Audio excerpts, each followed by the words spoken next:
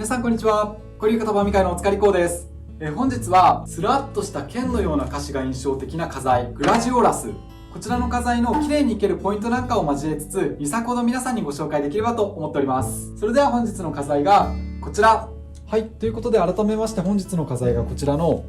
グラジオラス。今ご覧いただいたように剣のようにスラッと伸びた歌詞が印象的な花材になります。で、先ほどから剣のようにというのを強調してお話ししてるんですけども、こちらの下についている硬く尖った葉や上の穂の尖った部分がまさに剣に見えることからラテン語で剣を意味するグラディウス、そこからグラジオラスという名前がついたんですって。さあ行くぞ。よくゲームをする方はもしかしたらグラディウスってキャラクター名とかで聞いたことあるんじゃないかなと。あれはラテン語で剣を意味するらしいですね。そんなグラジオラス、ちょっとよく見ていきましょうか。今ご覧いただいたように下の方に鋭い葉っぱがついていまして、そこの真ん中から茎がスラッと伸びていると。うわ、今気づいた方いらっしゃいますかね。このグラジオラスって本当に縦にスラッと伸びた歌詞が印象的なので、少しこう寝かしてると重さで先端の方がこのように折れてきてしまうことがあるんですよね。これはあまりよろしくないので、高さのあるこちらの花バケツに入れ替えちゃいますね。これは結果オーライで、皆さんもしこのグラジオラス買われた際はなるべくこの先端部分に負担がかからないように大事に華やから持って帰っていけていただければなと。ということで今折れてしまったグラジオラスも後々短くして使っていこうかと思っていたので、ここで一旦切ってしまいます。ごめんよ。で、この状態でちょっと水につけておきますね。で、何の話したんだっけ。下の方に葉っぱがついてまして、真ん中からスラッと茎が伸びてくると。で、上の方に左右交互につぼみがついていまして、下の方から順に花が咲いていきます。うまくすると上の方まで綺麗に咲くんでね。で、この部分は全体で花穂、花穂と呼ばれていて、直近ですと太いでご紹介したものがそうですね。あとはエノコログサ、猫じゃらしだったり、稲なんかも同じ花穂というものをつけます。で、これまた面白くてですね、花を咲く方向が全部同じなんですよね。一方向に向いて次々開いていくと。ですので花を生ける際に普段から花の表情をしっかりと見ていけてくださいというお話をしてるんですけど、このグラジオラスもそういった一方向に咲くという表情を持っているので、それをどう生かしていけていくかというのが大切になってきます。でね、このグラジオラスって初心者の方は特に生けるのがかなり難しい花材になります。今日ご紹介するちょっとしたポイントでこういった花材一気に生けやすくなるので、ぜひ参考にしていただければなと。続いてこちらがこのチャンネルではおなじみのヒペリカム。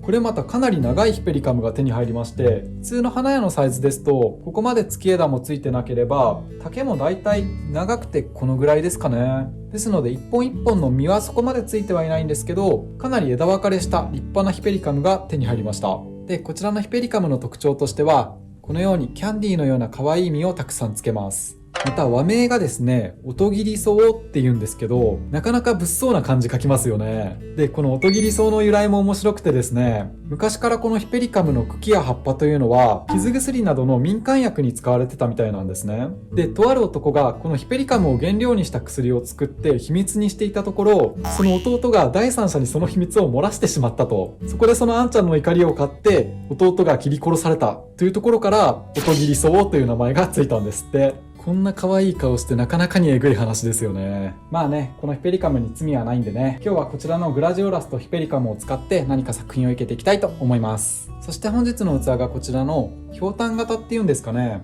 下の方が膨らんでいて口元がキュッと締まったガラスの花入れ。こちらで1作と、100均で買ってきたただのワイングラス。1作目はこちらを使って本当にシンプルな作品を、2作目はこちらの器を使ってもう少しちゃんとしたプロとしての作品を皆さんにご紹介できればと思います。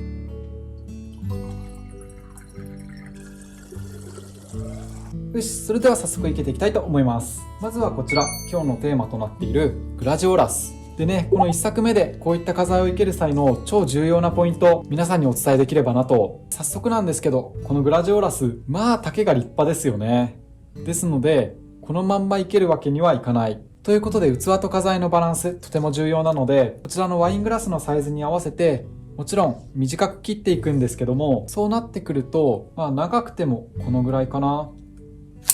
こうやって短くしてしまうと、グラジオラスというのは葉っぱが取れてしまうんですね。で、この状態ですとグラジオラスの魅力って半減してしまいます。というのも、一番最初にご紹介したこちらの名前の由来にもなっている剣のような葉っぱ、それがなくなってしまうと、そこで1つ目のポイントが、今落とした葉っぱ、茎からきれいに外してしまって、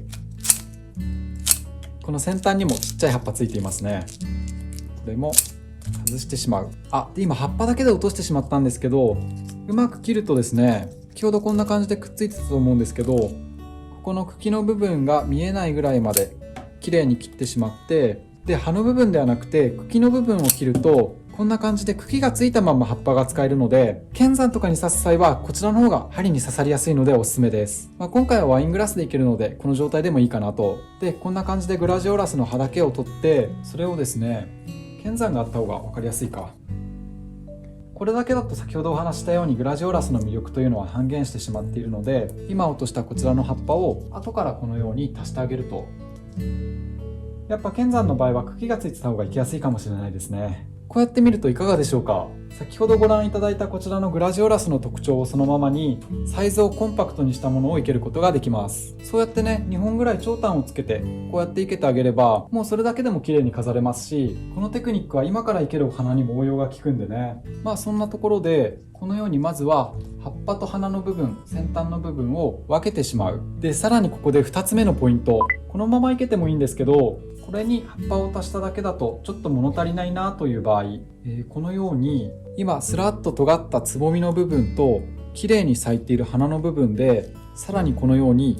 分けてしまう。こんな感じ。そうするといかがですかね。今ご紹介したようにスラッとしたつぼみの部分と綺麗に花が咲いている部分と最初に落とした葉っぱの部分、同じ1本のグラジオラスから3つの表情を引き出すことができました。これをうちの流派では素材を増やすっていう言い方をしてるんですけど、もう一回見てもらうと、このままいければただの1本のグラジオラスですが、今ご覧いただいたように素材を増やすことでそれぞれの特徴を生かしていけることができるということで、これでまずは1作目をいけていく。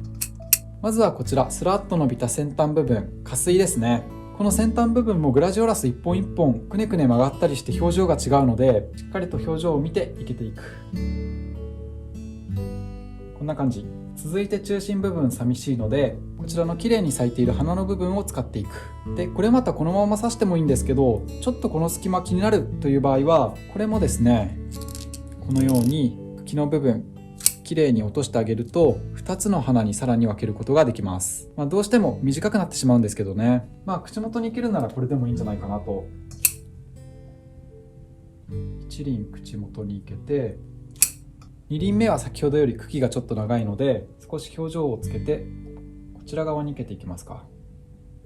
で最後に落としたこちらの4枚の葉ですけど、これもですね、いろんな見せ方あるんですよね。このまま全体的に少し短くして中心からこうツンツンいけても綺麗でしょうし、葉っぱをこうやって少し溜めるっていうんですけど、曲げていって曲線を作って、で先ほどのツンツンした表情とは異なる少しゆったりした線を見せてあげたり、または葉っぱを少しだけこう裂いて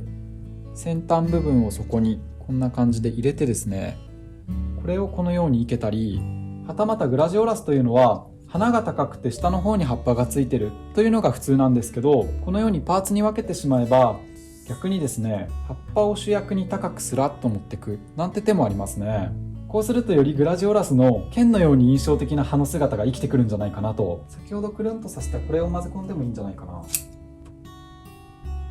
こんな感じでね、たった1本のグラジオラスでもいろんな表現が可能になるので、ぜひうちの流派で指導している素材を増やすというところで皆さんも生け花楽しんでみてください。ということであと2枚使ってちょっと遊んでみるので、これで1作目の作品が出来上がりました。はい、ということで1作目いかがだったでしょうか。スラッとした葉の特徴を生かしてグラディウス、剣をイメージして生けてみました。ということで早速2作目。1作目お話した内容を踏まえて、こちらのグラジオラスあと4本あるのでいけていく、2作目は1作目が縦にスラッといけたので、ちょっと横にゆったりといけていこうかなと。このグラジオラスという花材、先ほどもご紹介したんですけど、この一本一本違う先端の曲がり、表情が特徴でして、今手に取ったグラジオラスがたまたますごくゆったりとした綺麗な曲線を持っているので、これを少し横に開いていこうかなと。1本目、2本目3本目も同様に、まず葉っぱの部分で落としてしまう。そしてこのまんまいけると高さが同じになってしまうので、綺麗に咲いたこちらの花の部分と先端の部分でさらに分けていく。で生ける際にどうしても下の部分水に浸かってしまうのでちょっともったいないですけど、これは落としてしまいます。ごめんよ。中心から広がるようにツンツンツンツンいけていく。でこれまた登録してくださってる方にはあれなんですけど、今ご視聴いただいてる方のなんと 7,8 割ぐらいがまだチャンネル登録がお済みでないみたいですので、これからもいろんな植物のきれいに生ける際のポイントやテクニックたくさんご紹介していきますので、ごめんよ。チャンネル登録がまだの方はぜひこの機会に登録ボタンをポチッと押していただき、応援していただけますととっても励みになります。でね、今落としたお花に関してなんですけど、こういったちょっとした器に水を張ってこっちのお皿でいきますか。で花びらをポンと浮かべてあげたらこれだけで少し楽しめますので、何かね食卓の上にポンと置いて楽しまれるといいんじゃないかなと。ここに置いときますか。そしたらちょっと口元が寂しいので先ほど落とした花をあちらと同様口元に生けていく。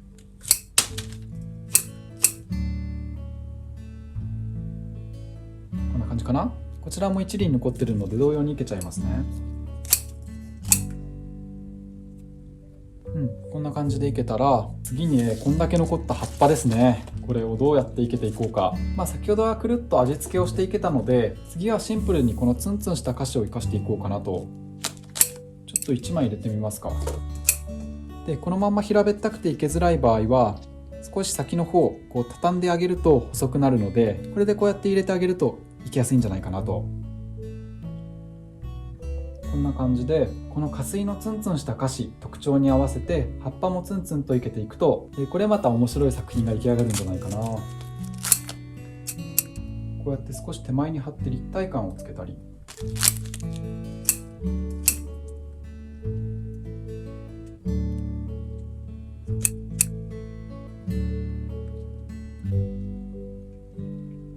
これもグラジオラス1種類だけでなんか作品になっちゃってますね。中心部分にヒペリカムいけようかなって思ってたんですけど、どうしようかな。ちょっと中心からふわっと広がるようにこんな葉っぱも足してみますか。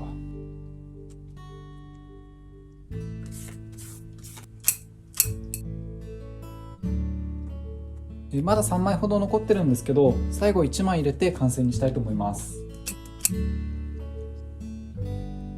こんな感じでいかがでしょうか。なんかウニみたいな作品ができましたね。で今回はグラジオラス1種でいけてしまいましたが、もしなんかもうちょっと色が欲しいという場合は何て言うんでしょう、こういったパラパラっとした細かい花をこう綺麗に混ぜ込んでいってあげるとどんどん華やかになるかと思います。この辺りは好みになりますし、今回はあえてねこうやって素材を分ければ同じ花材でも全く違う表情の作品が出来上がりますよというのをお楽しみいただけておりましたら嬉しいです。ということで2作目の作品が出来上がりました。いやー、時代が時代ならヒペリカム使わなかったんかいってなんかも切られそうやな。